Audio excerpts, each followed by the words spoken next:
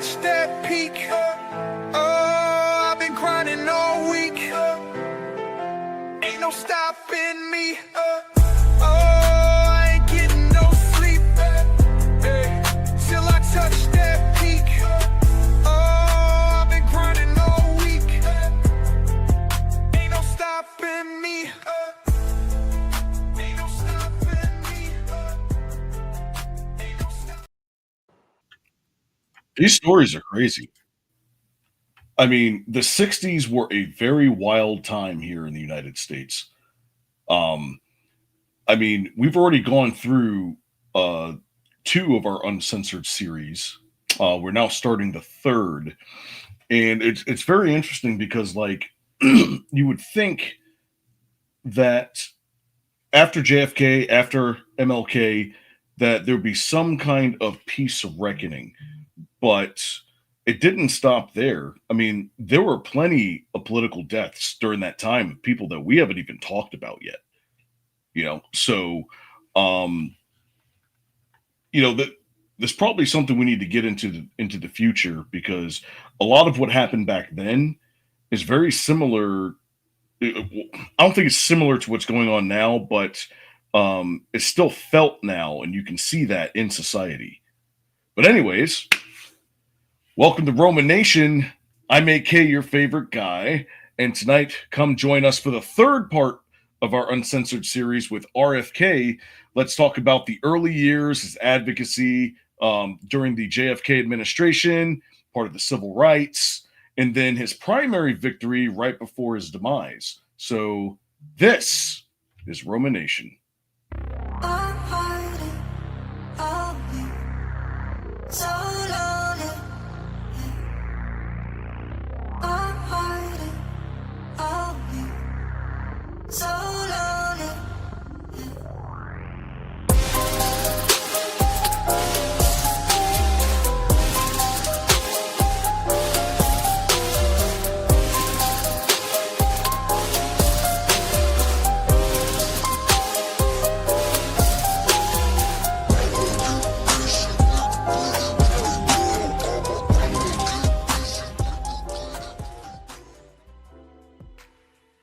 What up, what up, what up?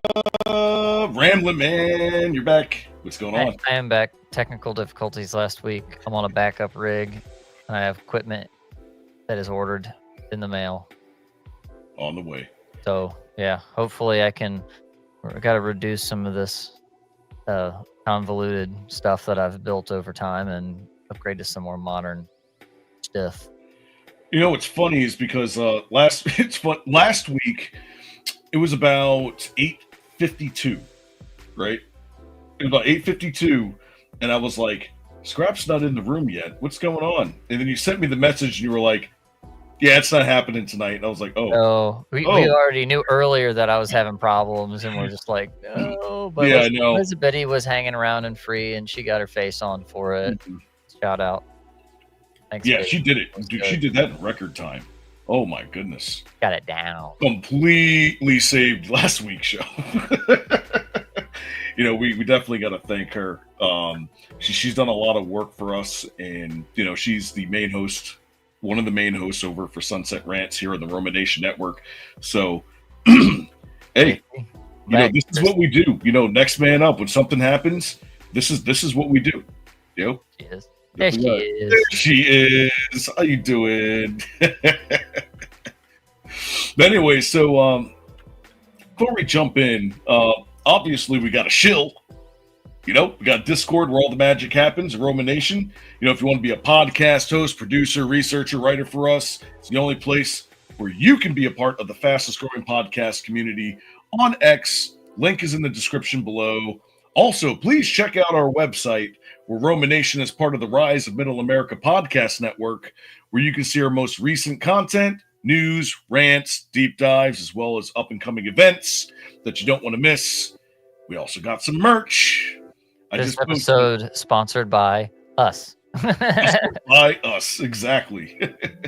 Now, we got 2 new shirts in. I got 2 new shirts coming in next week. It's going to be a great time. Please support us. You can help us there. You can help us by going on our Discord and getting into one of our positions there. We've got gold memberships, we got platinum memberships, we even got diamond memberships.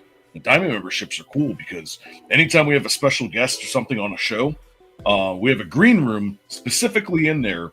So once we're done, we bring our special guest in, and you guys get to come up and ask all the questions yourself. Yeah. So if you want any more information, so we've got the QR code on the screen that you can scan. I believe it's on the screen somewhere. It was on the screen. No, it's all good. But if not, you can go to riseofmiddleamerica.com. You can check us out there. So don't forget to like, comment, and subscribe, and follow me on X at @therealRoma_AK. That is Scrapjaw everywhere. Everywhere. Yep. Exactly. Now, we were going to jump right into it, but for some reason, you wanted to make up for last week. So what do you got for us? Pull me up. Pull me up there, Diz. I know I can't find it on my screen. Everything's kind of smashed together. Where am I? My thing on the side. There it is. Oh, he did it. He actually got it. And Did you get it? it wasn't there. Come back. There it is. This week's meme review brought to you by JD Vance. One Ohio man to another. Let's go. Oh, man. Let's get a little scroll on before we get, Yeah,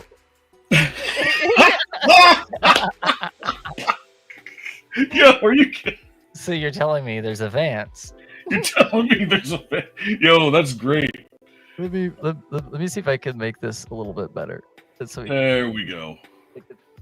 Oh, these are hilarious. All week long, I was like, why is JD Vance all over my feed? John Rich out here. What's up, cousin? That's my dad on the left. Great grandma was a Kentucky Vance. Wow. Nice. Okay, so a lot of people when I was in high school, I had long hair like Johnny Depp did at different parts of his career, and he's actually from like the same area of Kentucky that some of my family's from.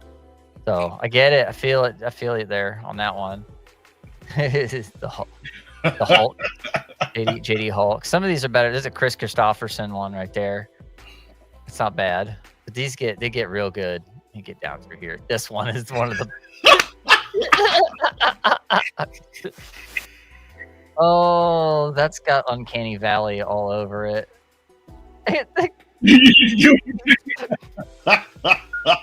Let's, one of my buddies, him and I used to watch that show all the time, just sit and have a hoot and laugh about it. It's great. Of course. Oh, here we go. Here's some more. Dude, they're like the same person. I know, right? Here he is, this Trump. He look all like the baby Trump memes that were made. Like this tops all of them. The fans with Trump. Oh, there's more. Yep. Me about to tell my wife I can't do the dishes anymore because it's illegal for men to participate in women's sports. But it's his face over. Isn't that which killer is that? Is that? Man. It's I want to say it's like Manson or something. Yeah, that definitely can't place it. Vance Halen. Vance Halen. all right. Bro, it's getting better. It does. This one, I'll laugh so hard I can't breathe. No. I should have saved this one for the Malcolm X episode. No. All right, that's it. This is too much. No, you can't do this to me, man.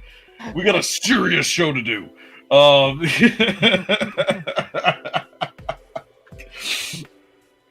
Man, I needed that. I needed that after this week. I mean, I was battling a pneumonia all week long, and like it's funny because it was all my right lung, not my left one. So I'm feeling much better now. I'm able to talk straight and get through. Actually, it was the episode that they did the presidential address. When I jumped up on screen, I literally had just got home from the hospital. So that shows you how much I work for you guys. So I feel it. I think my lungs were actually in the state of collapse during the election back in November. When I look back at all that, like, yeah, being on stream and then trying to work and you're all like going through a thing. It's not fun, but we do it. No, we do it. We do it for you guys. All right. So obviously we're going to continue our Uncensored series where we strip away the legend and we look at the real Robert F. Kennedy Sr., his rise to power, his moral dilemmas, and the deep controversy surrounding his assassination. This is RFK Uncensored.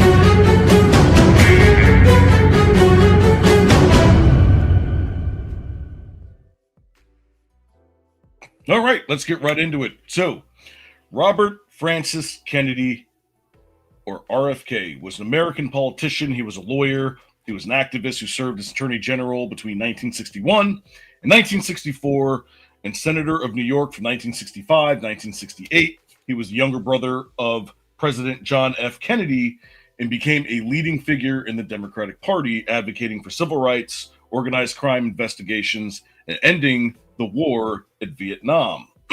So it's funny because we were looking up a bunch of information on him, and there really wasn't a lot except for like after 1961. Yeah, he's got there. Well, yeah, like as a kid, like there's not a whole lot there. He's just, so he's a silver spoon and mouth kind of dude.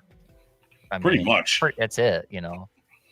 These guys, a lot of these big families like the Kennedys, or I would suppose that a lot of them have private tutoring and education. They're not in public school systems.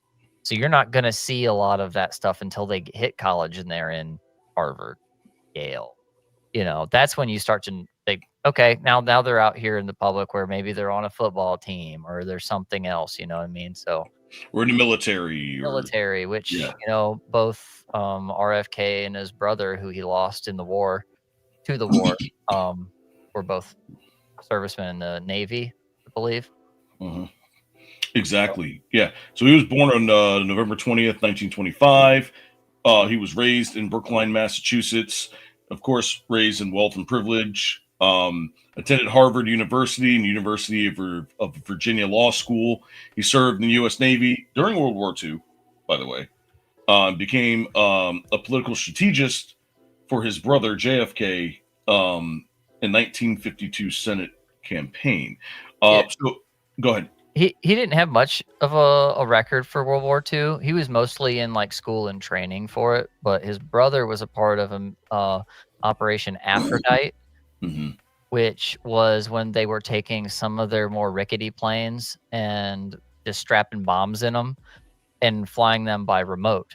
He actually died in one of those because it wasn't a full remote operation. You would have to fly the plane into a certain point and then engage the remote flight controls. And then there was a mothership, what they called it, another like a B-17 or something like that, or a smaller plane that had the remote controls in it because the range. His plane malfunctioned and blew up prematurely in flight. And so then after that, RFK said, hey, get me out of school, put me on a boat. He finally got on a boat. He was in the Caribbean. He didn't get to do much, but he did get discharged with honorable. So, he did his thing. Hey, there you go. And who better to talk about RFK than RFK Jr.? Let's take a look. 5 years ago last month, I sat as a 14-year-old boy behind my father as he announced his campaign for presidency of the United States. And the day he died, he won the California primary, the most urban state in this country, and the same day the South Dakota primary, the most rural. He had succeeded in uniting America. I was with my dad when he died in Los Angeles, and we brought him back to New York, and then we brought him from Penn Station in New York to Union Station in Washington, D.C. Normally, that's a 2.5-hour train ride. And it took us 7.5 hours because there were 2 million people on the tracks. And that I will never forget as a 14-year-old boy, what I saw from the windows of that train that day. In all of the urban train stations in Trenton and Newark and Philadelphia and Baltimore, they were crowded with black and white men singing the battle hymn of the Republic. My father, when he came back one time from the Delta, he said, we were all at the dinner table when he came in, and he said, I was in a tar paper shack today. I was smaller than this dining room, and there were 2 families living there, and the children get 1 meal a day. And when you get older, I want you to help those people. And when we would go into Southeast Washington or Appalachia, he would say to us, these are your people. These are Kennedy people. He said the other people, the big shots, the corporations, the millionaires don't need the Kennedys. They have lobbyists, they have PR firms, they have lawyers. And he said, these are your people, and these are the people you need to spend your life helping. And when I'm president, I'm going to be president for those people. That shows you what kind of a person that RFK was. Mm-hmm. You know, you're hearing it from his son's mouth, the one that ran for president as well, and now is part of Trump's administration. Yeah. So a lot of the things that he had done during that time period, you know, he became Attorney General in 1961 to 1964. He was aggressive crackdown on organized crime. He also went after Jimmy Hoffa, which that's ballsy. You know, we all know, well, I guess we do and not know what happened to him. Played a role in desegregation efforts. He was sending the Freedom Marshals to protect the Freedom Riders in the South. After his brother's death, he became a symbol of hope. You know, and then he ran for president in 1968. That's how he came to prominence. Yeah. And so, you know, as he's going and, you know, building up his hero arc, he's making a lot of enemies along the way with the mob and, you know, trying to break up some of the union infiltration with that. Mm-hmm. Heavy surveillance. That was really one of the things that really got to the mob, was like, it's kind of wild. You think the mob's everywhere, but then you have entities that break away from the tradition of, you know, the family business, if you will, to use, you know, a Godfather reference there kind of deal. But yeah, he was making friends with the average person, but he wasn't building any bridges with the mob and organized crime at all. So yeah, but again, you know, we're if we're going to talk about like sort of like the good character, right? With the civil rights movement, obviously, was a big thing in their family, especially with JFK and him being the Attorney General at the time, and all the things that were happened under his watch. Yeah, you know, he knew where to go, what to attack, what to get into. You know, he had all of the ability to do what needed to be done during that time. Yeah, exactly. So here's a video on at least that portion of his life.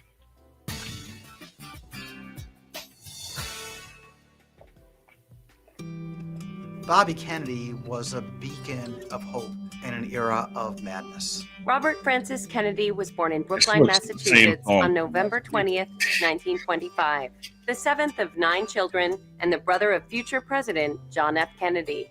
Robert F. Kennedy was the son of Joseph P. Kennedy, who was ambassador to Great Britain, but also was the head of the SEC and was a controversial individual. Robert Kennedy attended Harvard and then went on to the University of Virginia Law School. During his time in law school, he met Ethel Skakel, who happened to be the roommate of his sister. They were married in 1950 and raised 11 children. In 1951, Kennedy went to work for the U.S. Department of Justice's Criminal Division, but left that post less than a year later to run his brother John F. Kennedy's successful senatorial campaign. For the rest of the 1950s, Kennedy worked in Washington as chief counsel for various Senate subcommittees. In 1960, he successfully managed his brother's presidential campaign. When JFK became president, he selected his brother, Bobby Kennedy, as his attorney general. Bobby Kennedy became his most trusted advisor. This became especially critical during the Cuban Missile Crisis in October of 1962. Bobby Kennedy was crucial in coming up with a solution, which was to blockade Cuba and send an ultimatum to Premier Nikita Khrushchev of the Soviet Union. Robert Kennedy, as Attorney General, is perhaps best known for his role in increasing the conviction rates of organized crime. All right, so here, let's stop right there for a second, right? So, first off, what would you be doing with 11 kids right now? Freaking out. No, if I had 11 kids, I wouldn't be in town. I would have a farm, and they would be working. Right. You know, because that's the only thing you could do. I mean, a couple of them sitting around, you know, and causing problems. You outside, go in the yard. You know, don't put your eye out with that thing. You know, that kind of stuff. But you know, that's a lot of kids, bro. It's like, here's a Remington. Go get us some dinner. No, no, but by the time he was your age, he had 11 kids. You know, you can only imagine that. It's So like one a year if it's the time scale. If you just take it like the shortest time scale possible. yeah, that poor woman. But yeah, so you know, being a family man and being able to do, you know, what he was doing, I mean, that was a lot of hard work, especially back then when you didn't have the internet, you didn't have, you know, things didn't travel as fast or as planned. But you know, he was part of the American dream. All right. Yes, he was a part of a family with a silver spoon, but at the same time, what else are you supposed to do? Yeah. You know, that's how you're, you know, as a father, you know, that's the best thing that you can think of is if I have the successes in order to put all of my kids through school, you're going to do it, or at least give them the best life that they can have. But then they mentioned something about the Cuban Missile Crisis, and that's going from here to here right now. That was a big issue, especially in the JFK episode. We were talking about this and like, you know, who was responsible for his death. You know, that was one of the options that I put in my poll. How many of those guys walked into that bar, into Jack Ruby's bar again? Oh my goodness, it was a revolving A door. little throwback to my joke about a mob boss, police officer, a commie, activist, you know, whatever, all the way down. You know, Investigated corruption in the Teamsters Union with the mafia. That's what we're talking about with Jimmy Hoffa. Became a champion of civil rights. But let's talk about the top three like moments in his career. So when he was Attorney General, he prosecuted organized crime in families and targeted Jimmy Hoffa, leading to decline of the mafia influence in politics, which is sort of like what would you say is the equivalent now? Lobbyists? yeah, it's probably pretty close. Mhm. You know, the thing that I was trying to look up and see, you know, like was there like one big bust that, you know, happened from him targeting the mafia and blah blah blah, and it really wasn't one thing. It was a collection of them aggressively wiretapping and then shutting them all down at one time. Yeah, Like, pretty much. Pretty is how it worked out. So they didn't like that. They didn't like that at all. But you know, that's what he did. He knew how to do it. Yeah, he brought him in for in front of the Senate. You know, and this is one of the videos. This is one of the rare videos of Jimmy Hoffa in RFK at the time that went. Attorney General Robert Kennedy paints a grim picture of the rise of lawlessness under the Cosa Nostra, or mafia. This he describes as the government of organized gambling, narcotics peddling, extortion, racketeering, and controlling of certain trade unions. Do you have any evidence of the $20,000 in cash that you put into the business? I don't need any evidence. You'll take my word for it, as the Internal Revenue has. Do you have any record of it? No. Would you tell us where you got the cash? I accumulated it From your salary? from whatever investments I had, or salary, or income, but it was accumulated. Did any of this come out of the winnings that Mr. Brennan made at the racetrack? Very easily it could have. Could I ask you whether Mr. Brennan is still winning at the track? I believe he is. I hope we have luck this year. We haven't finished yet. How much have you turned over to him to gamble? So far this year, nothing. You kept me too busy. How much has he won for you? That's a good response. So far, nothing. You kept me too busy. Too busy to gamble. Oh, He's like, yeah, that's right. Yeah, he was too busy to gamble on getting busted doing the illegal stuff they were into, you know? Oh, absolutely. I mean, what did he say? 1 for me and 1 for you. 2 for me and 2 for you. Yeah, so he was not afraid to go after these people. No, he really wasn't. Yeah, and that's what happens, especially if you get in too deep anywhere. I mean, all of us have seen enough movies to see what happens after that. You know, it's wild. They had the ability to do this kind of stuff back then with the limited technology they had, and yet for some reason they still haven't figured out who's running the Patriot Front and tracked them down. Although I did see earlier today with talking with one of our producers, not to rabbit trail too much, but we did see a receipt for U-Hauls, and somebody at a U-Haul busted this guy out for renting U-Hauls.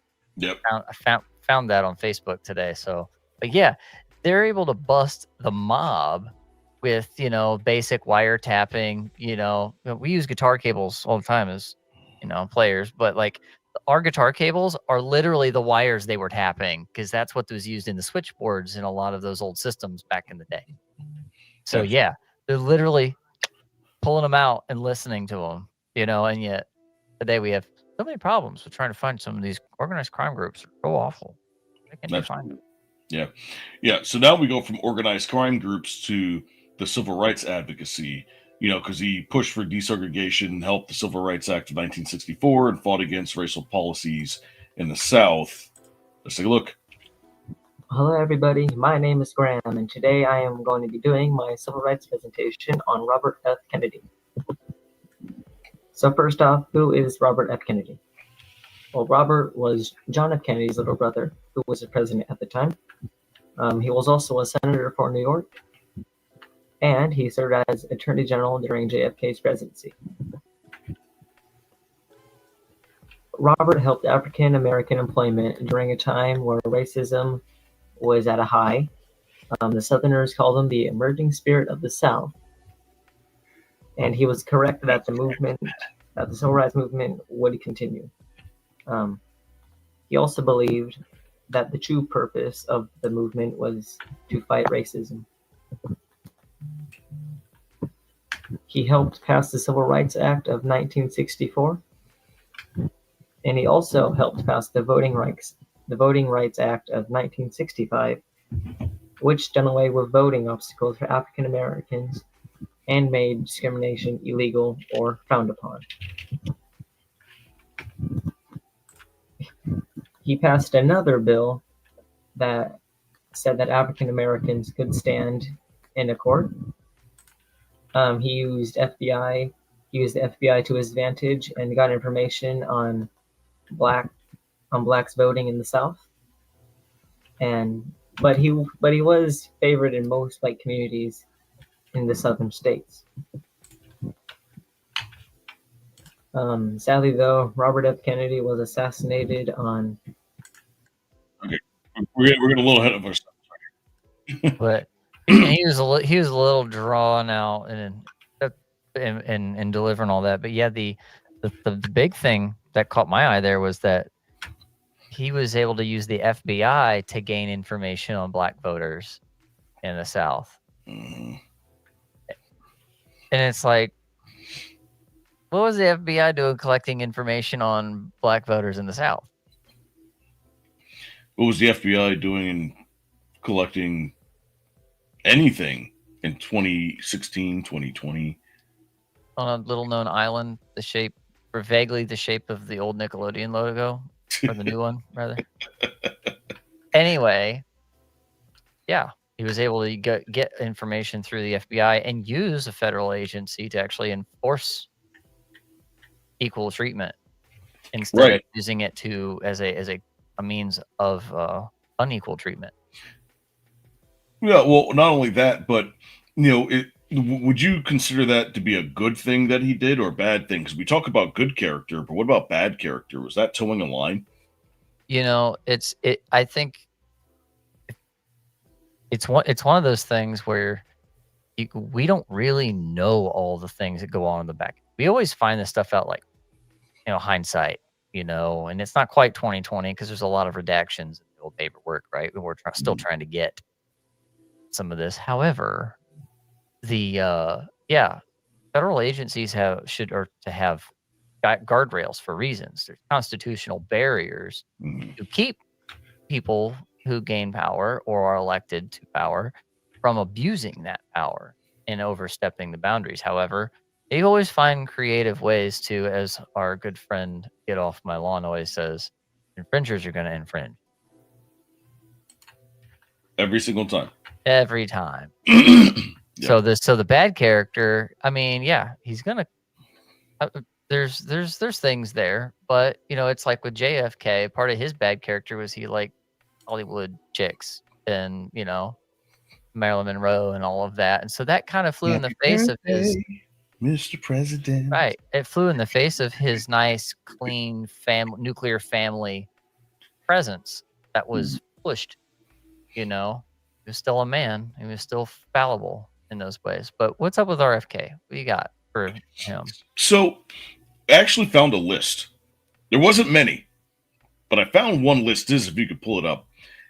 This is 10 things you did not know about Robert F. Kennedy. Now, I'm not going to read all of this because it took me about 30 minutes to go through. We're just going to highlight it, and then maybe if there's something that pops out, you can let me know. So the first thing is he attended nearly a dozen schools and failed the third grade. All right, number 2. Bobby Kennedy worked for Joe McCarthy. All right.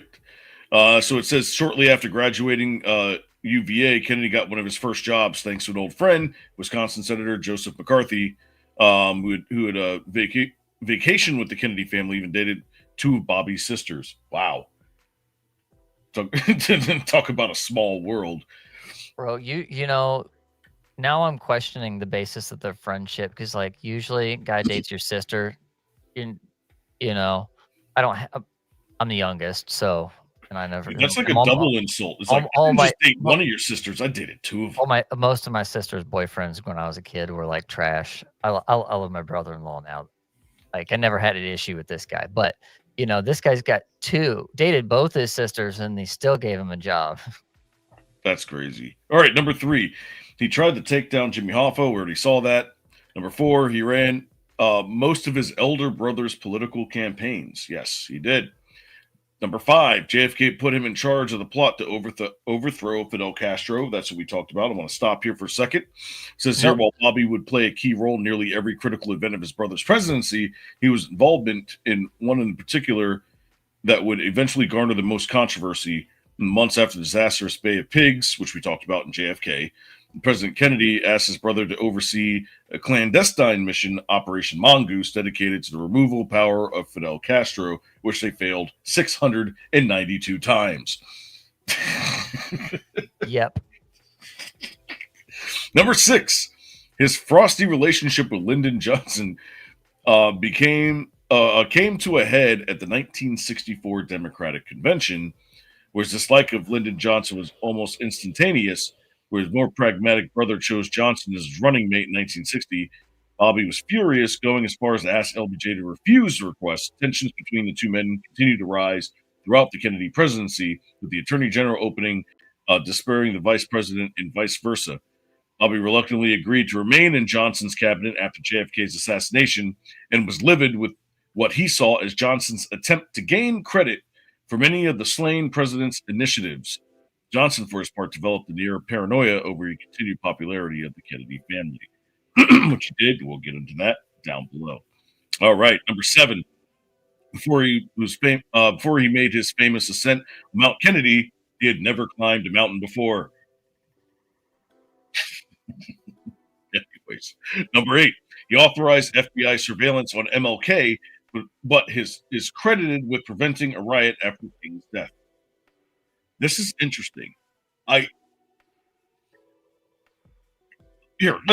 get into it, because this might be the first thing that we've seen on this list that actually was somewhat of a bad credit. So this is Bobby Kennedy was considered far more progressive than his brother on the list of civil rights, but he at times had a difficult relationship with many of the movement's leaders, including Dr. Martin Luther King, and then he was under pressure from J. Edgar Hoover. Kennedy's approval or approved an installation of wiretaps to King and several of his associates. So that right there. Yeah, and if you look into, and I don't remember how much of this you talked about with MLK last week, but this would have been I'm going to give you the Reader's Digest condensed sprint, run through.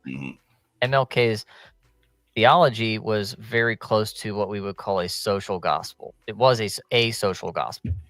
Right. And so he remove all the orthodox beliefs about the key things that most Christians believe about, virgin birth and blah, blah, all of that stuff. And everything he wrote about those key points, he flipped everything in a social gospel way. And that has its roots in some of the communist movements that went through not just the Catholic Church. Look up the Red Pope. But, there were a lot of guys it was liberation type theology, which goes along with civil rights movement. There were a lot of guys in that.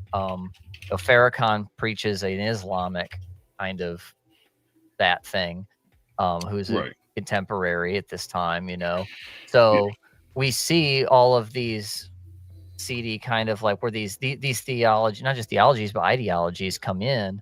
And so it's no wonder they would say, well, maybe they're communist sympathizers, because there's a lot of communist socialist influence on the core things that MLK believed in.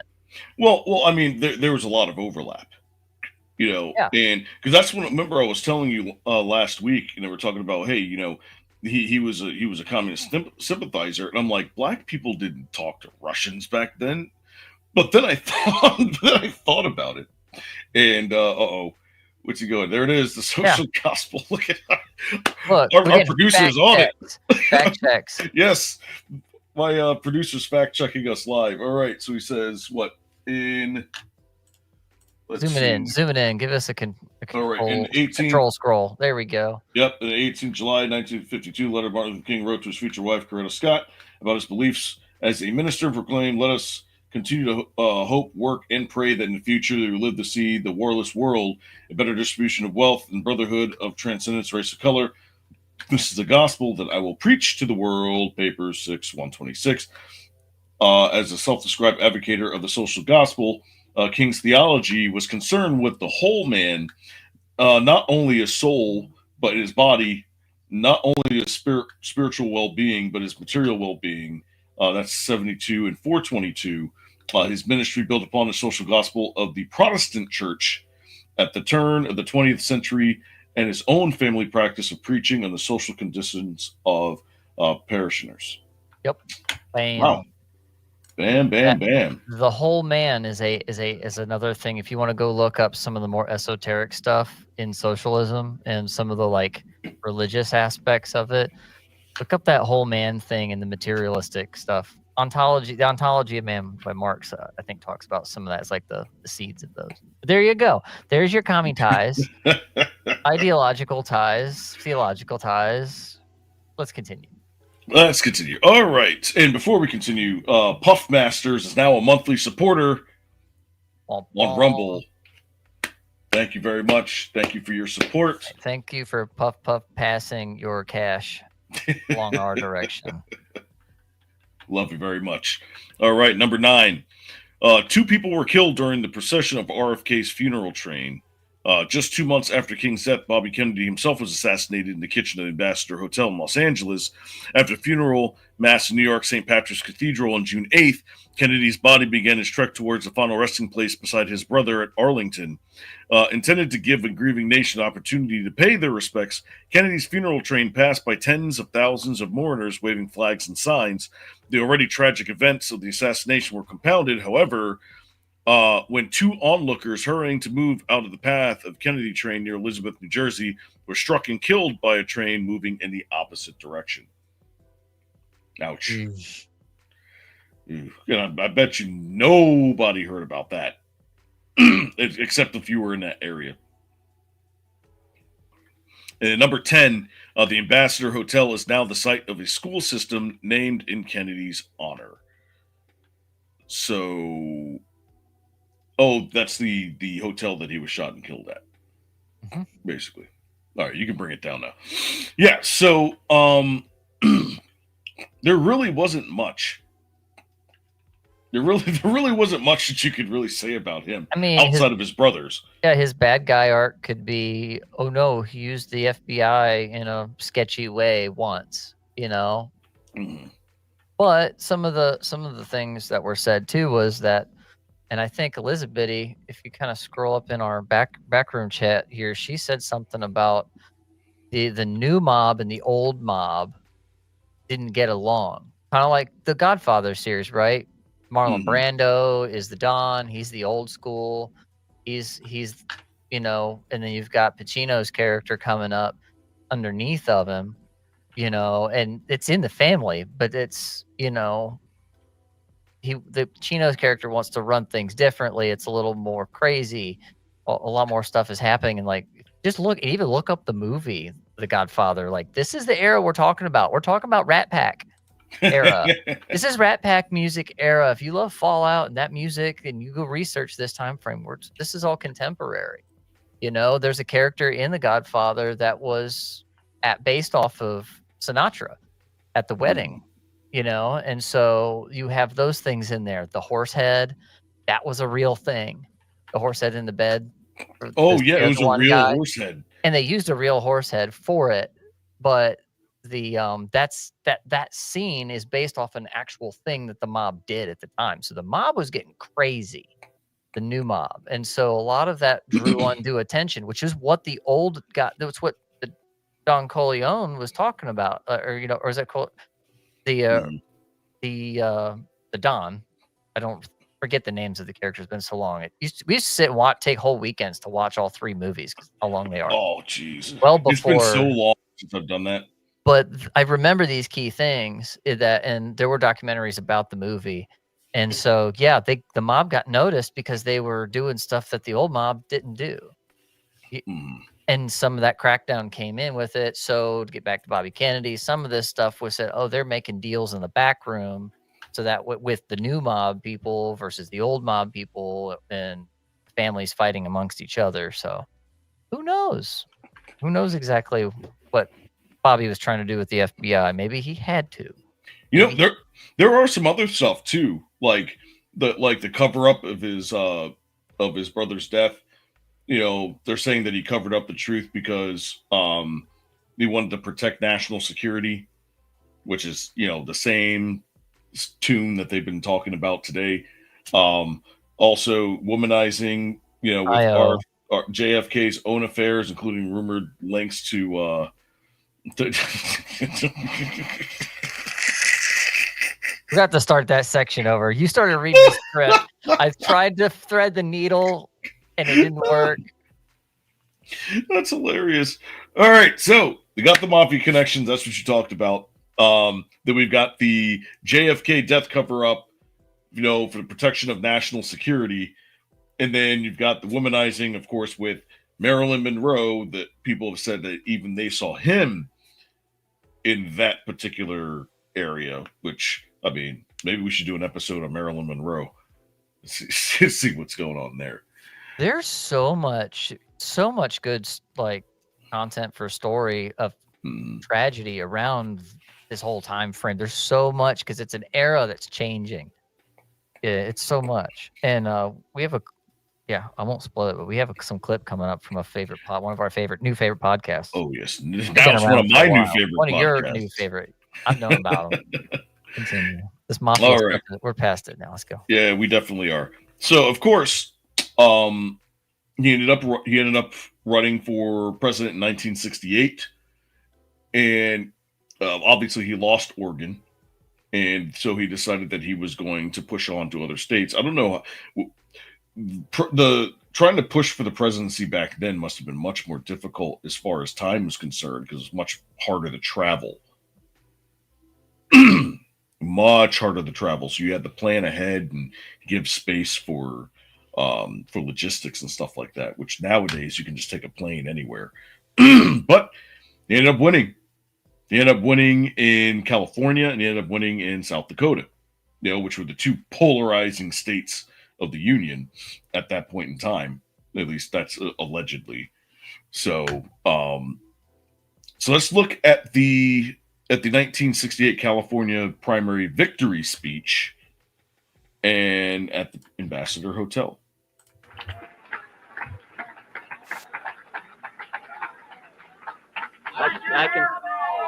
I congratulate Senator McCarthy and those who have been associated with him and their efforts that they have started in New Hampshire and carried through to the primary here in the state of California.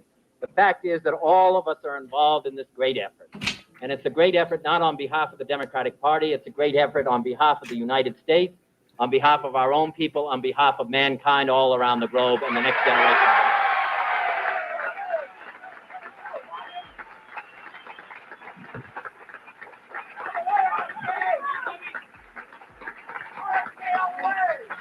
And I would hope now that the California primary is finished, now that these primaries are over, that we could now concentrate on having a dialogue or a debate, I hope, between the Vice President and perhaps myself on what direction we want to go in the United States.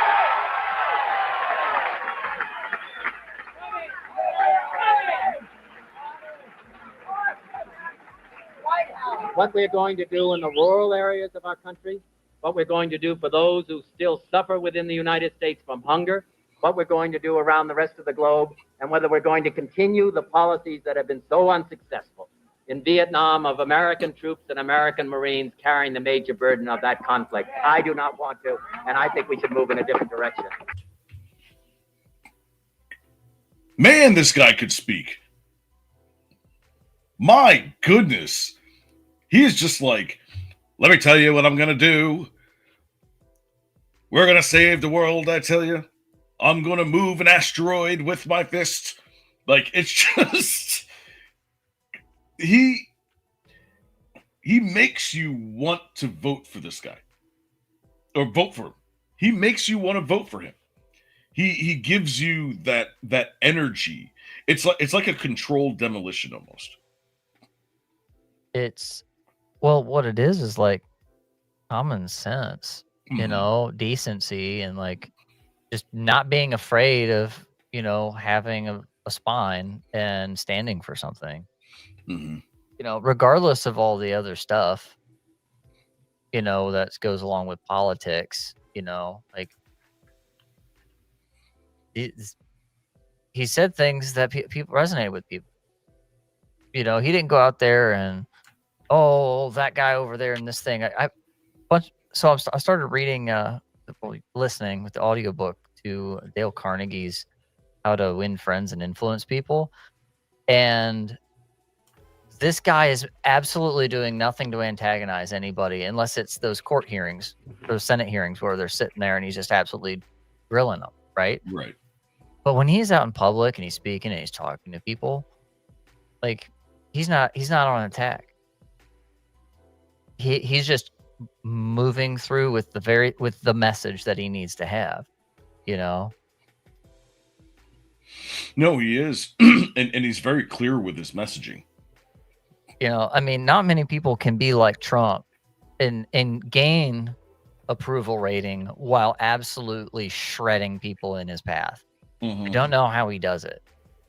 Yeah. Probably because we're already mad at the people that he's treading. So, I mean, I get that, but you know, you have the contrast of guys who are orators like RFK and JFK, and you know, regardless of what you think of RFK Jr.'s voice right now, that man can speak too. Like it's a gift, you know, through the garbled garbage of what happened to his throat for whatever reason. He thinks it was related to a in the arm, possibly, but I'm not going to say the words out loud. Allegedly. Just saying. I'll go too much description on that one, but yeah.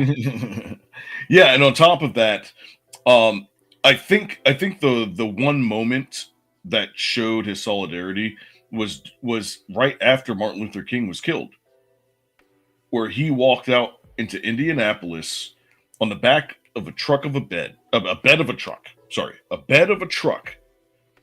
with a microphone where things could have gone really, really bad. It was like Butler.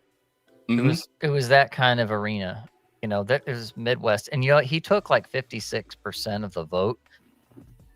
And then the other two candidates got like 12 and 13% or something like that. 21 and 13%. And he took 56% of that primary vote in Indiana. That's insane. Yeah. But I think that was a big reason as to why he ended up winning. You know, because I don't think there was anybody else that could have made that speech. Okay, that would have understood. Think of it this way. He still had a massive approval rating from white population in the South, regardless of his civil rights stuff that he was on a tear about also. So when you can gain both sides of the South in the 60s, okay, like we're talking like the riots of 68 kind of stuff, that dude, no, like my mom lived in Cincinnati during the time frame, the late 60s, early 70s. And to have both sides of the spectrum there with all of that, to have the white population and the black population, it goes to show that there was a unifying thread for civil rights between the two populations of people in the South, which was, but there's poor white people too. And if you go listen to Thomas Sowell's take on the South. Oh my God. Holy mackerel, it's unpopular opinion day, all day, every day, 8 days a week when you listen to that take on the South. But it's true. Like the black population and the white population that were poor hung out together more times than not in the South. I mean, you just didn't see it. Didn't see it because they lived in the hills, in the back in the boonies. Exactly. Yeah, and then this is from so going back to why he might have been unpopular amongst either the elites or an establishment or whatnot. This is from Lynch Bob. He was like, already said it. He's bringing America together. Military industrial NGO complex ain't having that. That's hilarious. Oh, that's cool, man. You got the chat popped out for Rumble because we don't have the integration on it. That's cool. All right. Yeah, no, it's sitting right over here on the screen. Yeah, so anytime I see something, I can just throw it right in. Look, we got you on Rumble. Forget all of these corporate overlords that want to put us out. Exactly. We got tech.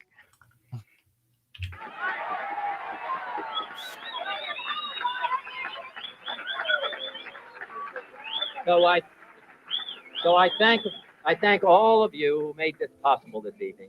All of the effort that you made, and all of the people whose names I haven't mentioned, but who did all of the work at the precinct level, who got out the vote, who did all of the effort, brought forth all of the effort that's required. I was a campaign manager 8 years ago. I know what a difference that kind of an effort and that kind of commitment makes. So I thank all of you, those of you who are here.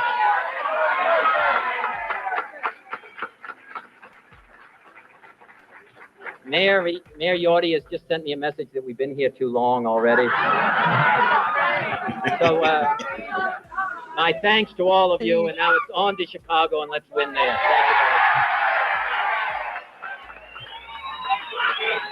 See, that right there, that's what I'm talking about, that normal person vibe. Like, we've been here too long. It's like he's at the pinnacle of his existence, and there's Senator still Robert that interaction Kennedy between him and his victory wife. in California. Here's the You way the know? actual vote count looks now. The last look at it, with almost a quarter of the precincts having reported in now. Kennedy does lead with 44% of the votes. McCarthy is second with 43%. California. And the uncommitted slate leaning. And this was unheard of back then. That's I don't know California politics back that far, you know. So the farthest west of politics I know historically is like Vegas mob stuff. You know, not to go back to the mafia thing, but like that's really the closest seat of power, that side of, if you're going to talk like, you know, what might be a deep state kind of thing, you know, if you wanted to be conspiratorial about California and that split and everything.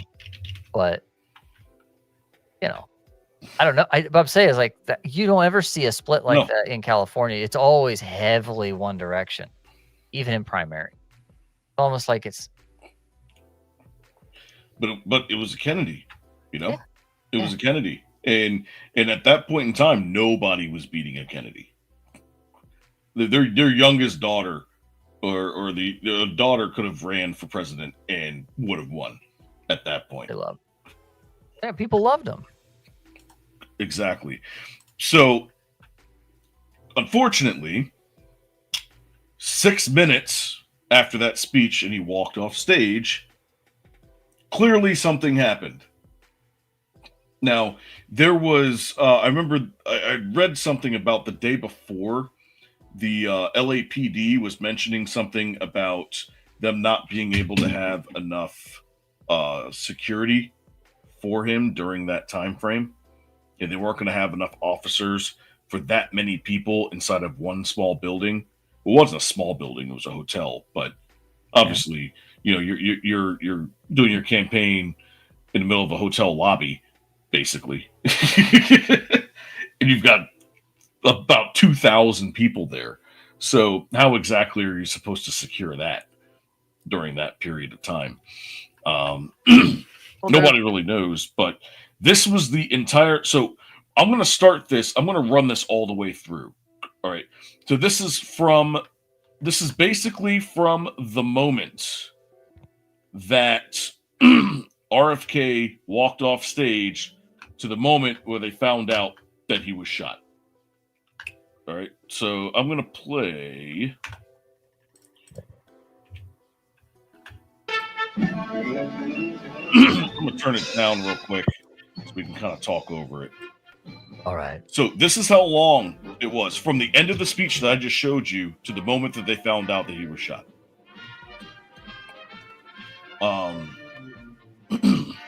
But you see how everybody's kind of freaking out right now. Like everybody's kind of like, you got people in the back going meerkat, like, what's happening? Like, And people are on the phones. We're talking about stuff, and I believe that this was Walter Cronkite. Remember him?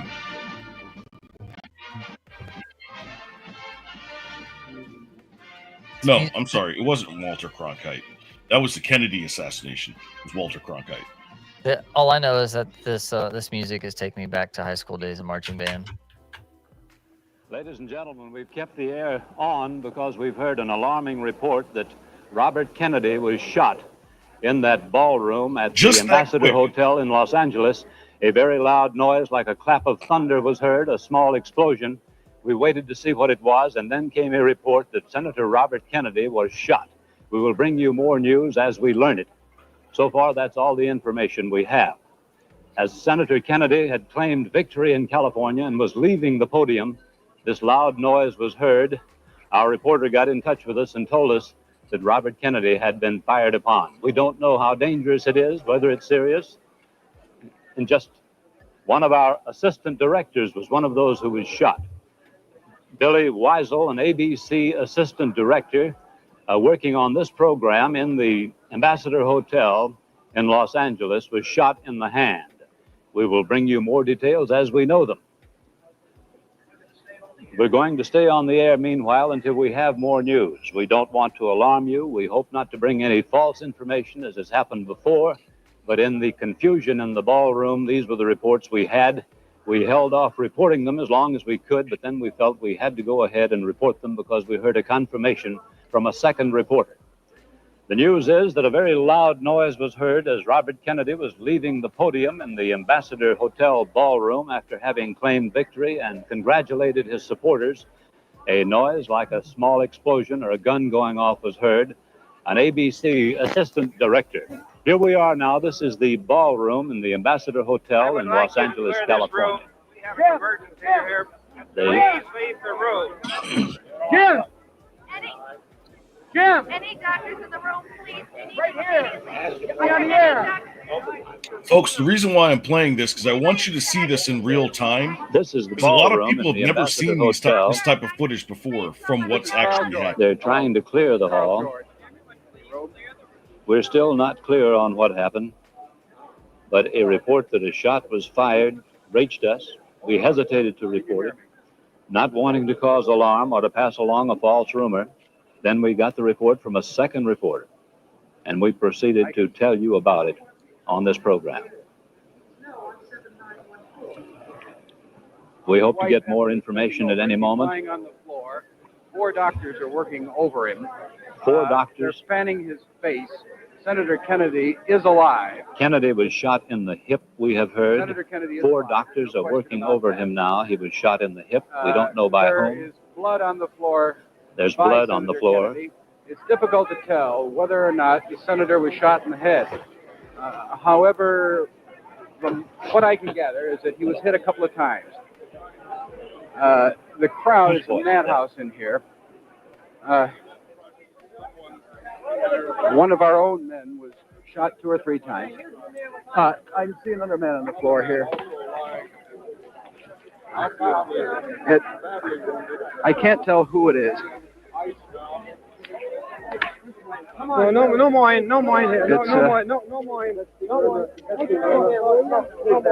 That's a fireman.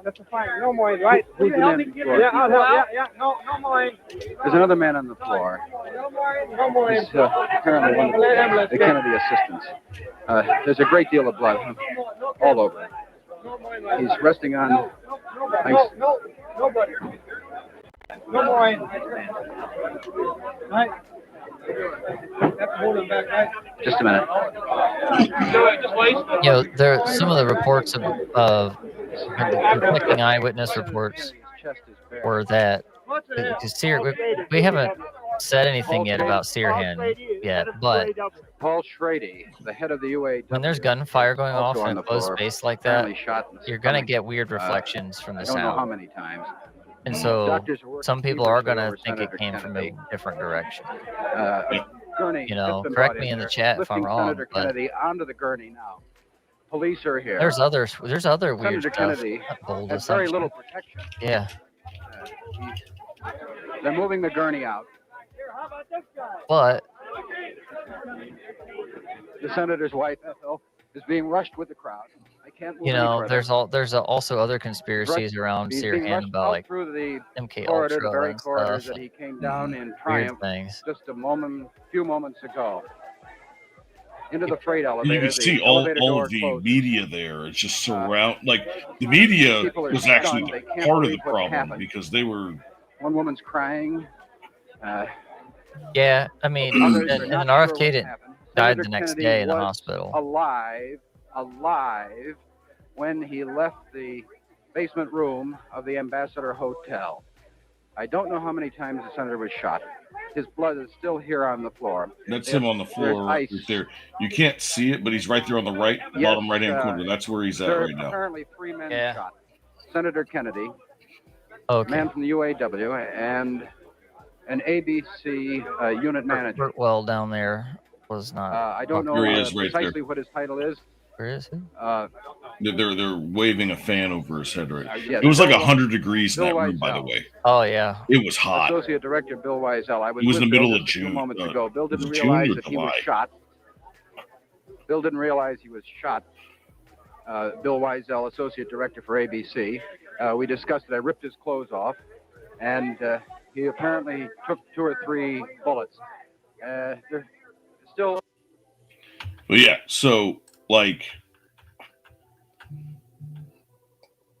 There's just people everywhere, confused, not knowing what to do. Media's trying to get in there and crowd them up, and like, you know, if that was today, that building would have been empty in a moment with a stampede and about 3 other people in. yeah, right.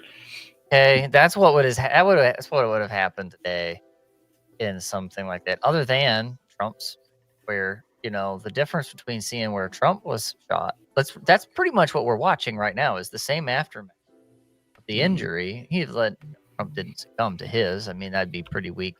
Died at ear pierce. Then again, Claire's is a thing, allegedly. Anyway.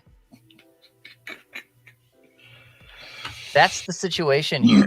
Think about those people, just like some of them are just standing around like everything's cool. Yeah. Still, even after the commotion, and you see the composure of people and how different people react in those situations compared to what we've seen today. Yeah, and that photo was right. I mean, it was probably a minute after he was shot. I don't know if we have that second photo. We had a problem with pulling up the second photo, but this was him right after. Everybody was trying to push everyone out, like get out of the way, like get some room. What can you do? Getting a doctor in or somebody that knows CPR in the house. Yeah, you need a doc in the house. Pretty much. But it was surreal because it was PTSD from what had happened earlier in the 60s. Yeah. And of course, once all the smoke cleared, you've got Mr. Sirhan. He was a 24-year-old Palestinian immigrant who was arrested and convicted of that murder. I thought he was from Jordan. Who knows? They probably I mean, he could have been Jordanian and then have lived in,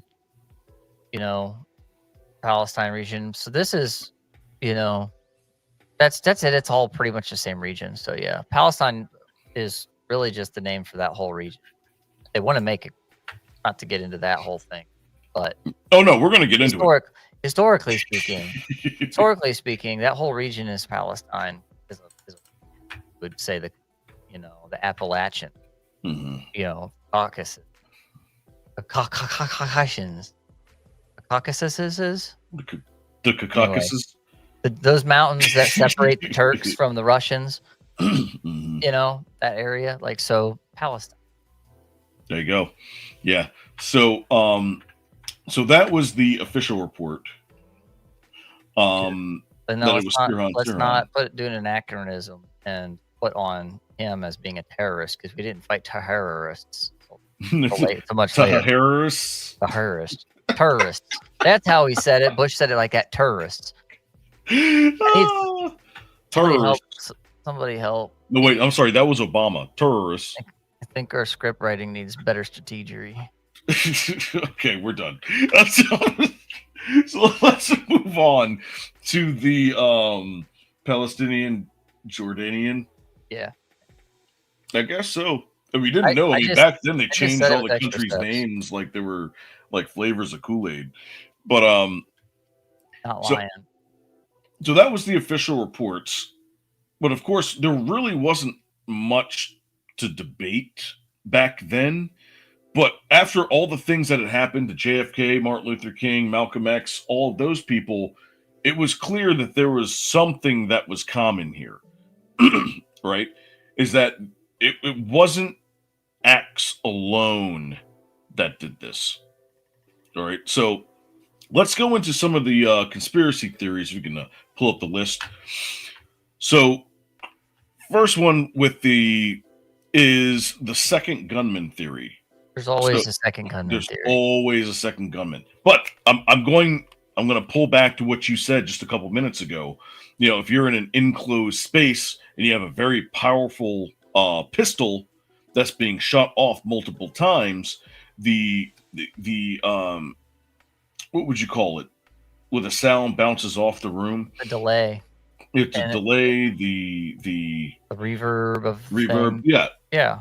The echo. It's an echo, that slap back. You get that slap back, especially on percussive sound. Yeah.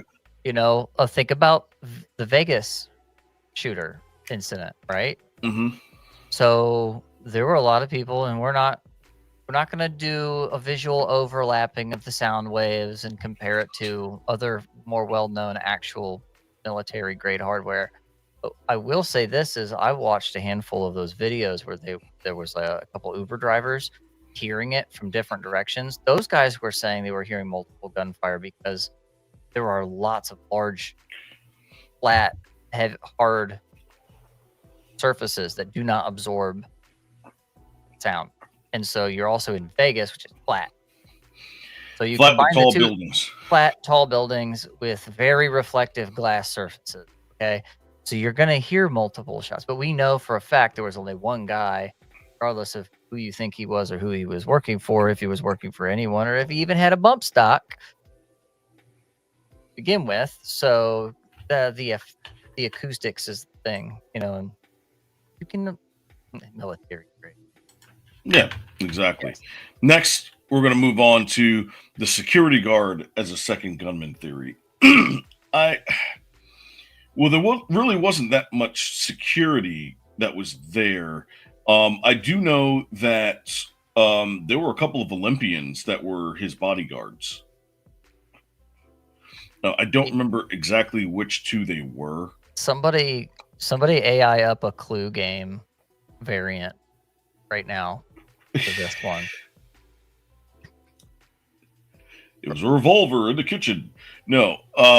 Basically, what this turns into, it's like, oh, one guy, where's this other guy? You know, was it bodyguard in the, you know? Well, it says here, Thane Eugene Caesar had frequently been cited as most likely candidate for a second gunman. Caesar had been employed at Ace Guard Service to protect Kennedy at the Ambassador Hotel. This was not his full-time job. During the day, he worked as a maintenance plumber at the Lockheed Aircraft Plant in Burbank, kind of like how NBA players back then had second jobs. Unless your name was Wilt Chamberlain. A job that required security clearance from the Department of Defense. He worked there from 1966 until losing his job in 1971. Author Dan Moldea wrote that in a 1973, Caesar began working at Hughes, a job he'd held for 7 years, in which Caesar said required the second highest clearance level at that plant. So, I mean, so clearly this guy knew his stuff. He must have been like a military guy of some sort. What else we got? Manchurian candidate hypothesis. That's the brainwashing MK Ultra type theory, right? Where they, you know, you have a trigger word or something. Like if you watch was it Denzel Washington that did the Manchurian Candidate the movie where he was the president, but he was also MK Ultra experiment.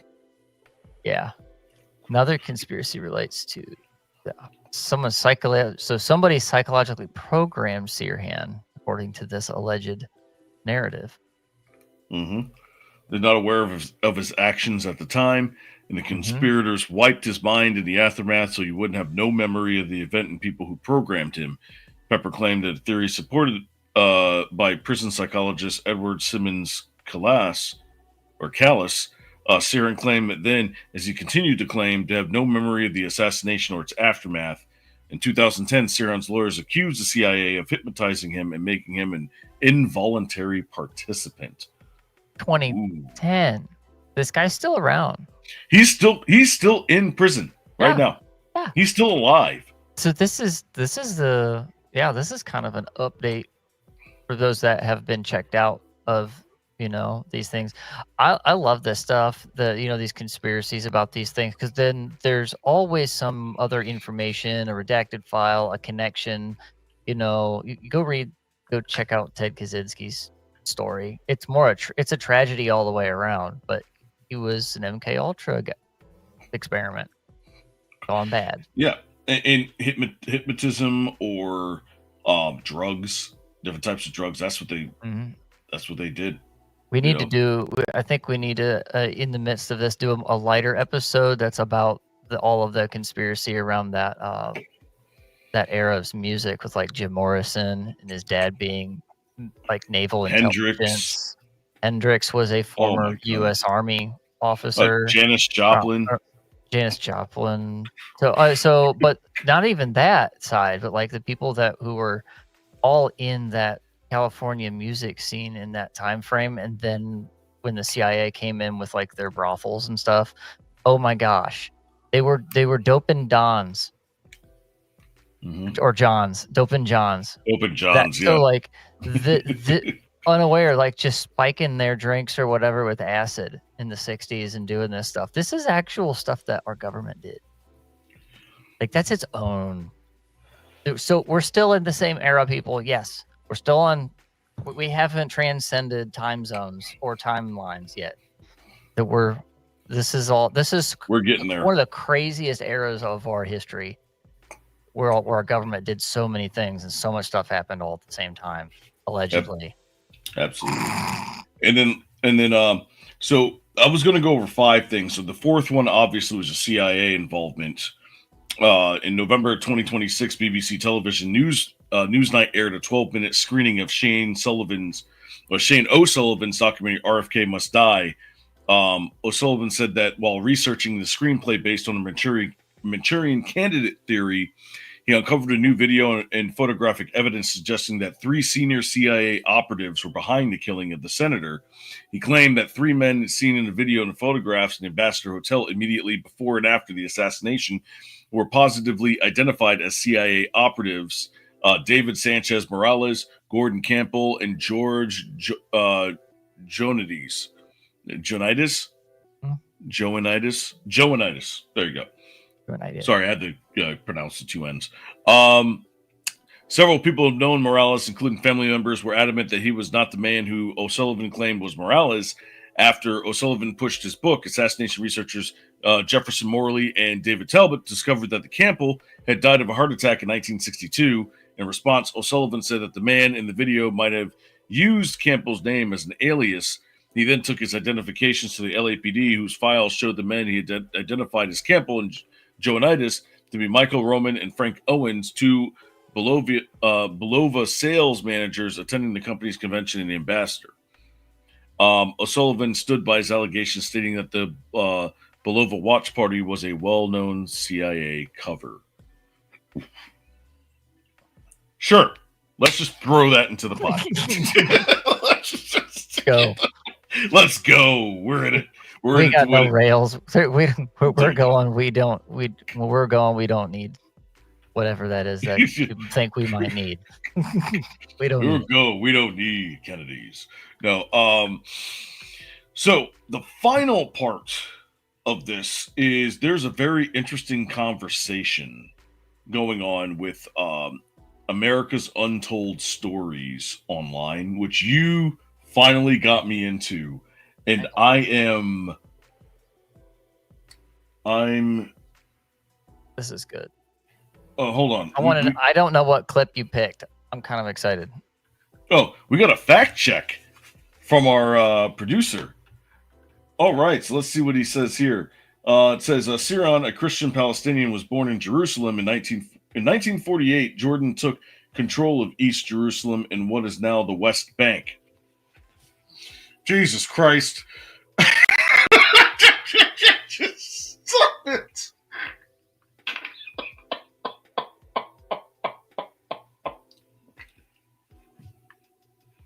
I guess everybody's got to cash in on the. Come on, man. We got to look. You just gave me like 50 hours worth of homework this year. Like, why did you do that?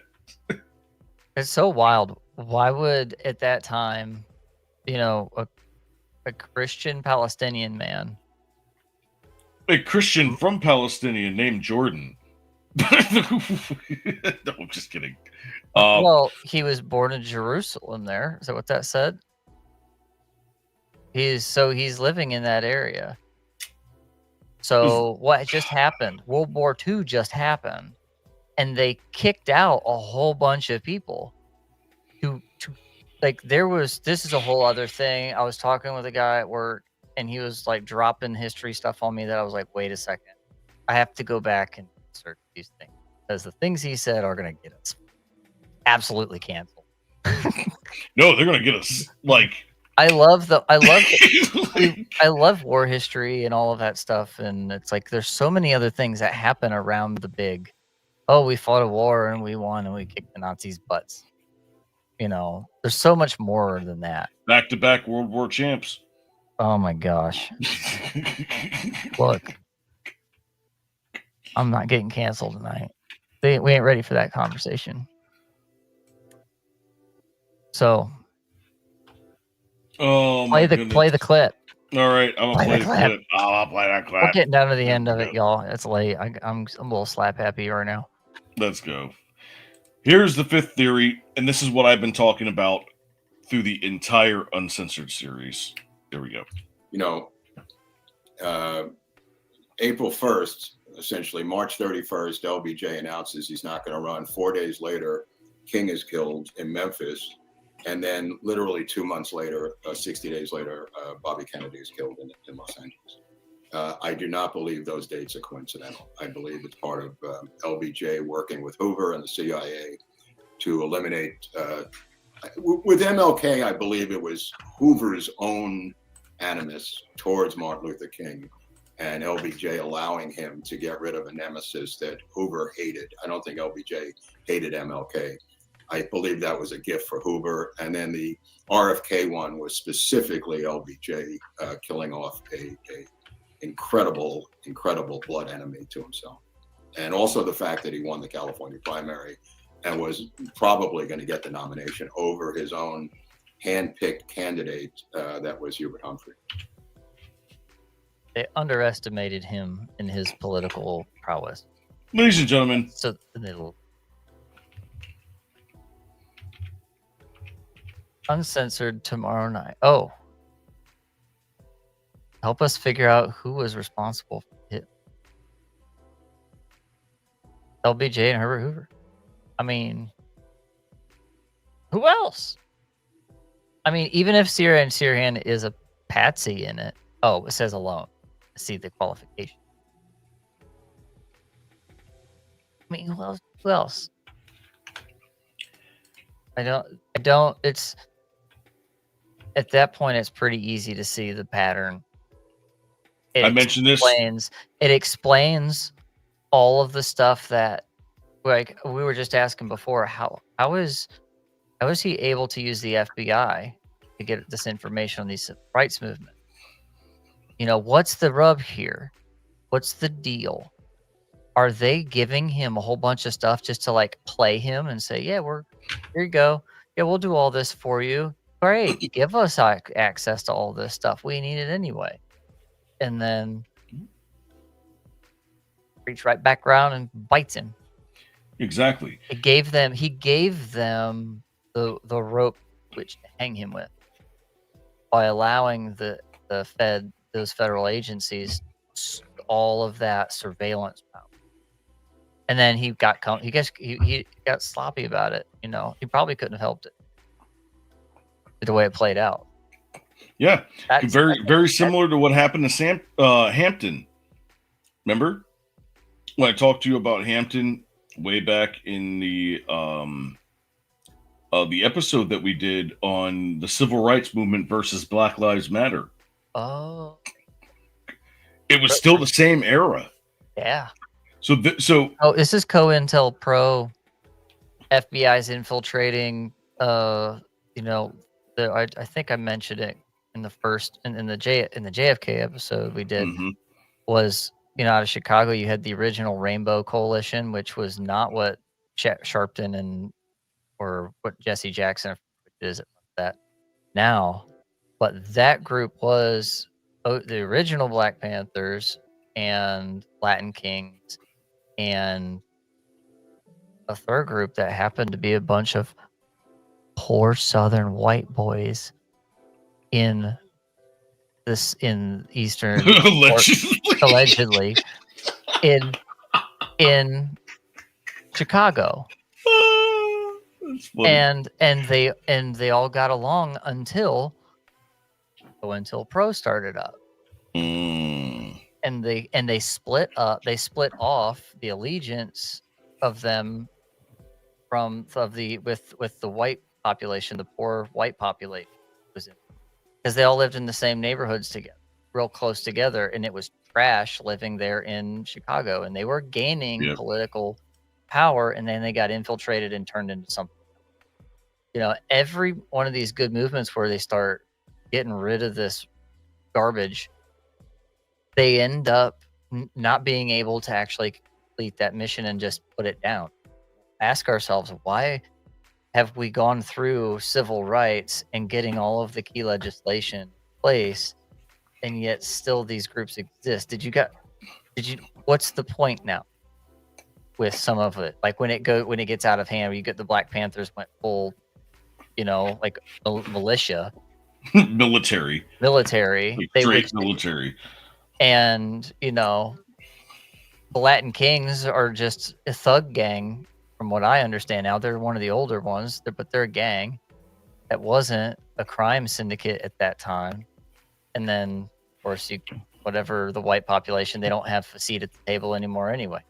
But after all that was intentional stuff where they slammed in the middle. I mean, so we got what we got out of the civil rights era. Yay, great. We did. Awesome. But the friggin' feds had their hands in destroying a lot of people, a lot of allyships and relationships between people that didn't have a problem with each other to begin with. Yeah. Well, remember what I said at the beginning of the episode? It's more prominent now than it was back then because there were seeds that were planted. All right. And then when you look at not just the Department of Education, but look at colleges. During that time period is where all of that stuff transformed. It's like post-Reconstruction era. It's like right at the end of all of that. It was like post-Reconstruction and then new Reconstruction. Like it was a very weird dichotomy. The desegregation was a wild time too, because you had Black communities that were like prospering regardless of, in spite of the segregation. Yep. And then one of the consequences of desegregating was they then their economies had to compete with white economies or the rest of the country's economy.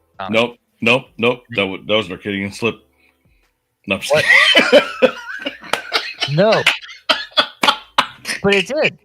I mean, and it had a lot of negative consequences to some degree.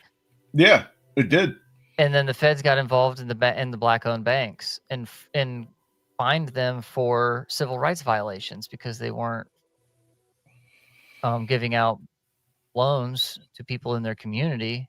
It's like, well, we're a Black community. We know each other, but we have standards still. Like if I could loan somebody money that can't pay it back, I don't care what color they are. And the Black-owned banks couldn't make that argument, and they were forced out of business or bought up by bigger banks. There's some wild stuff going on. All of this is happening. So again, feds were they were let off the leash, and they did all kinds of crazy stuff. And they were given time to hide all that information. Oh yeah, we're never gonna know how deep Hoover's FBI really went and stuff. We're just not. And then when you add LBJ into the mix, it was basically the wild, wild west of the government. That's literally what it was. It was no holds barred. Do whatever you want. You're not going to get caught, so you might as well do it now before somebody with a brain comes in. I don't know about that. I just think they were just being crooked in general. So, well, crooked. They were part of mob ties and international ties and everything was going on. I think that was sort of like that was the foundation in which now is starting to come to light. Everything that you didn't know about our own government back then still exists all the way up until now. It's just that it was they just poured the cement over it and they built a layer underneath so that you couldn't see it. With Jimmy Hoffa? We don't talk about Jimmy Hoffa. Or Jews. JOOS, okay? Just to be clear. No, but but the thing is that now what's happening is the foundation has crumbled and now they're chiseling through going, well, what's going on over here? What is this? Why is there a body part here? Why is there a suitcase full of cash? Why is there a Barbasol can with a bunch of embryos in it? Like this is where we are right now. Well, think of it this way. If, we've had at least 2, maybe a third confirmed attempt on Trump's life. Mm-hmm. Let the assassinations of the past and their political climate that we learn in hindsight be the lens that you think of this era we live in. Mm-hmm. What is the motivator to get this kind of coordination together to kill a man? You have to really hate somebody to go to that length to make sure they're dead. That's wild to me. Or you have to be promised something. This ain't like, crime of passion. You walked on, dude, with your wife or something, or like, you're protecting your family, or so like you go out of your way to do something that's like vigilante type stuff. This is not that kind of thing. This is like not in the moment. You don't just kill a guy that easy. Like as far as like the motivator, there's a lot going on. Exactly. So, but look at today's climate. Exactly. Look how much people actually, how much hatred that they put out there, and they just shove it in your face. And it's like, nope, you can't apologize for nothing. It's a freaking cult. It's like a cult out there, bro. Wild. I don't know. I don't understand that kind of hatred. It blows my mind. Think about it. You're right. You're absolutely right. Yeah. But man, this series was crazy. You know what? I think we're going to do another one. Yeah. Screw it. No. Let's do Malcolm X next week. I mean, we're already here, so we might as well. Nah. This is the one I was waiting on.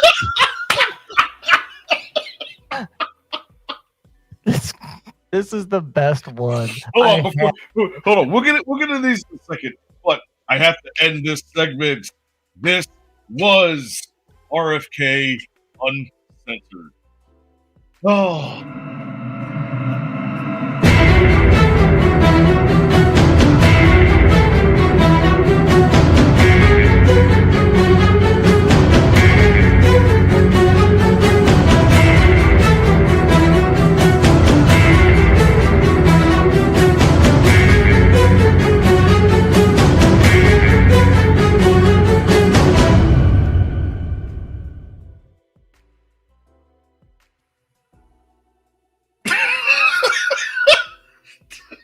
What is happening?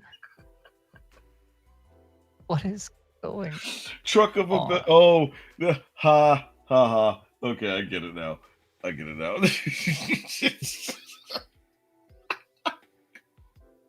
This was good. There's some good in this country, Mr. Trump, and it's worth fighting for. Oh my God, I'm crying. Look at this one. You're standing behind Cash. Why did he take that picture? He's standing right behind him. Why did Cash take this picture? I love it because it's his secret little dog whistle to the meme community that I know you need some fresh, templates for your meme. Like he's gone on QAnon type podcasts, dude, and shows. And that's a whole other, don't even get me started on. But I'll tell you what, Cash, I don't think he's like, I don't know about all that. That's a whole other thing. But I think he at the very least understands meme culture. There's no way he doesn't understand meme culture. Oh, well, it's JD Vance face meme day again. Groundhog Day. The Popeye one's pretty good. Over to you in your White House. Oh my God. These are glorious. Yes. Oh, look. Lectern leader. They put him on lectern leader. Lectern. Oh, it's great. Did you see the Zelensky one? No. Dude, lectern leader shared it. He saw it. Someone turned him in to put Zelensky's face on him, and he was carrying a stack of cash out. It's good. Oh, yeah. Select all the images with the real JD Vance. These are creative. I love it. Get all of them on there. The Vance Dundee. Vance Dundee. That's a good one. Oh. This is ridiculous. The Matrix. Oh, yeah. There we are, man. Just need a peanut butter and jelly sandwich. Bananas. Oh, my God. Why are you so obsessed with me? That's it. That's my that's my final. That's my final thoughts. I'm done. We're done. Okay. Oh man, I'm so glad you guys were able to hang out with us tonight. I'm glad someone came to laugh along. This is kind of a macabre. This is a kind of a macabre series of shows we've been doing. Oh man, I needed that after this week. I had a rough week. I had a real rough. The pneumonia was like. I'm just now recovering, and I'm finally able to breathe and laugh. If you would have showed that to me on Tuesday, I would have been dead. I would have been dead. You almost were. More ROMA Nation, I would have been 6 feet under. So you got everything down below there. Please follow us on Rumble. Please subscribe to us. Join our culture for only $5 a month. Also, we've got our website, riseofmiddleamerica.com, where you can get the latest news, rants, and deep dives to get you through the week. We also, what the hell are you doing, Scrap? My best Vanna White, Will Smith. Oh, right. No, I like the Wayne's World. It was like, but you can go down to the bottom of the page where we have our brand new merch. All right. And you can show your support there as well. You can show the Ohio Man Scrap. Anime Scrap. Yeah, no, that was us on Timcast a couple of weeks ago. It was so much fun. That's Tim. That's one of the chairs in Tim Pool's studio. I don't own one. Though I'm so mad though. Anime filters on the AI don't put the mustache and the beard back in. Yeah. It doesn't. But you get the caption. It's like that. We're like the Jones Soda of T-shirts. Remember? Because like you could send your own images in, and they send you bottles with it. So the AI generated stuff that we do is mostly for the caption this through the week on Sunset Rants. And so this is a thing where you can take your best AI prompted stuff and you can dump it in our Discord, and then. I don't know if you can pull that one up, Diz. Let's see. These guys will then put that out on the show, and then you guys then get to come up with captions for the thing. So, two-phase community-driven effort to get these. That's one of my favorite ones. When you hit free parking in the wrong neighborhood. I'm not up to date on these. These are good. This is a caption. So basically on Sunset Rants, this is complete user generated. This is viewer generated content. Viewer generated content. So if you join our Discord, we have an AI image dump where you can send us the craziest, the most psychotic. Doesn't matter what it is. Just join our Discord, go to the AI image dump, and dump your photos in there. But every single night, we bring one of those images up for caption this, and then it's up to the audience to decide what the best caption is. So each person gets to put in their own submission, and then it's up to us here on the cast. Scrapjaw, I want a turkey gravy Jones. It's up to the people in the audience to decide what that caption is, and then we'll decide who the winner is, and then we have like a whole championship round at the end of the month, and the winner gets a whole bunch of merchandise from us. All right, but you have to join the Discord. Join the Discord, become a gold member, platinum member, diamond member. You can join us on Rumble. You can subscribe for $5 a month. You can find me at the real Roma _AK on X. That's Scrapjaw everywhere. Outside of that, you have any final thoughts? This was fun. This was a lot of fun. We thought this was going to be like difficult. It was so hard to find information on RFK. It's a macabre subject. We're not really we're not trying to be downplay the importance of what happened and the weight of all of that. But when you've grown up watching like X-Files and all of the thing, everything from X-Files to Ancient Aliens and whatnot, it's like, okay, I get to relive some of these things that I grew up.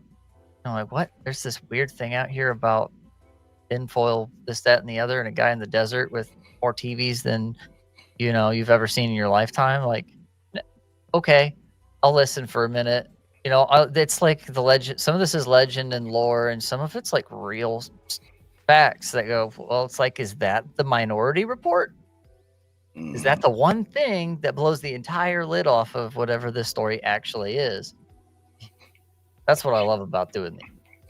Yeah, and for me, it's the involvement with J. Edgar Hoover and LBJ. I called it in the beginning, which the first one with JFK. We got into Martin Luther King, and those names came up a lot. And then with RFK, he seemed to have like a disdain against LBJ, and it's just like maybe it's because he knew. QR code. QR code right over there at the top. Take your phone, put your camera up to it, boom, takes you straight to our website. But anyways, we got to go.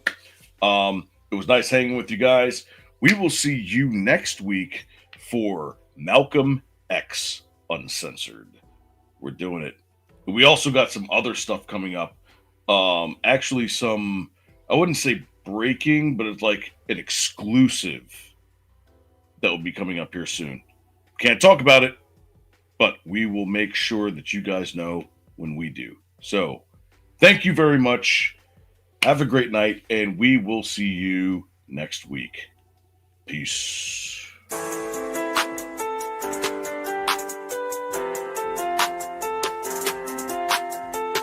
Hustle in my veins, no rest, no dream, trying to make a way. Whole team gotta eat.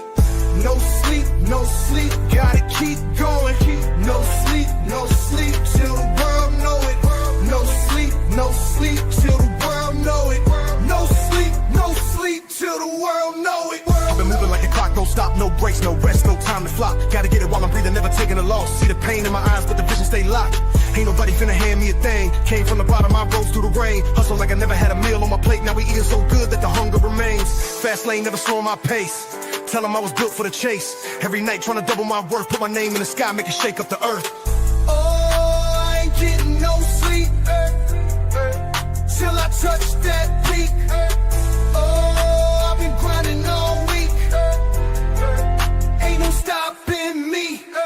Late nights turn to early moans. Put the work in till the break of dawn. They was sleeping on the kid, now they call my phone. Now the city know my name, I've been putting them on. Ayy, tunnel vision when I step on the field. Gotta keep it real, never sign no deal. Independent, gotta get it, never needed a cosign. When the world told me wait, I was like, no time.